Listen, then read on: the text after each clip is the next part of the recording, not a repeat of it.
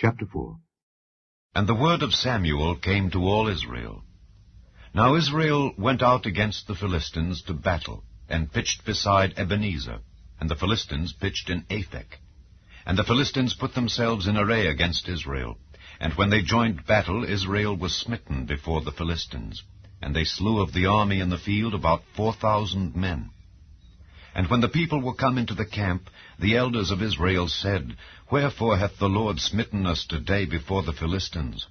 Let us fetch the ark of the covenant of the Lord out of Shiloh unto us, that when it cometh among us it may save us out of the hand of our enemies. So the people sent to Shiloh, that they might bring from thence the ark of the covenant of the Lord of hosts, which dwelleth between the cherubims. And the two sons of Eli, Hophni and Phinehas, were there with the ark of the covenant of God. And when the ark of the covenant of the Lord came into the camp, all Israel shouted with a great shout, so that the earth rang again. And when the Philistines heard the noise of the shout, they said, What meaneth the noise of this great shout in the camp of the Hebrews? And they understood that the ark of the Lord was come into the camp. And the Philistines were afraid, for they said, God is come into the camp. And they said, Woe unto us, for there hath not been such a thing heretofore. Woe unto us, who shall deliver us out of the hand of these mighty gods? These are the gods that smote the Egyptians with all the plagues in the wilderness. Be strong and quit yourselves like men, O ye Philistines, that ye be not servants unto the Hebrews, as they have been to you. Quit yourselves like men, and fight. And the Philistines fought, and Israel was smitten. And they fled every man into his tent. And there was a very great slaughter, for there fell of Israel 30,000 footmen.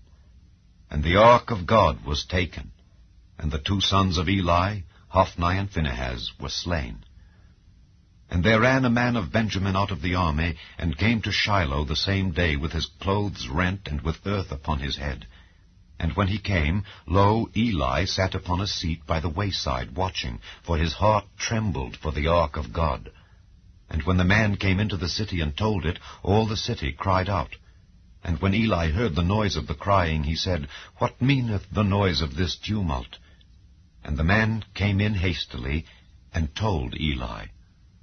Now Eli was 98 years old, and his eyes were dim, that he could not see.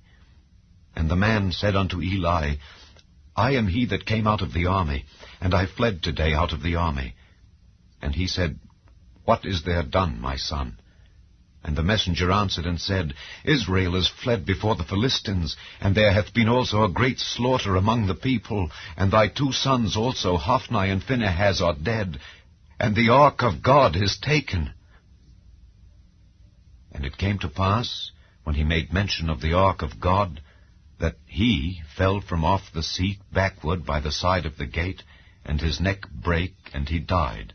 For he was an old man and heavy, and he had judged Israel 40 years.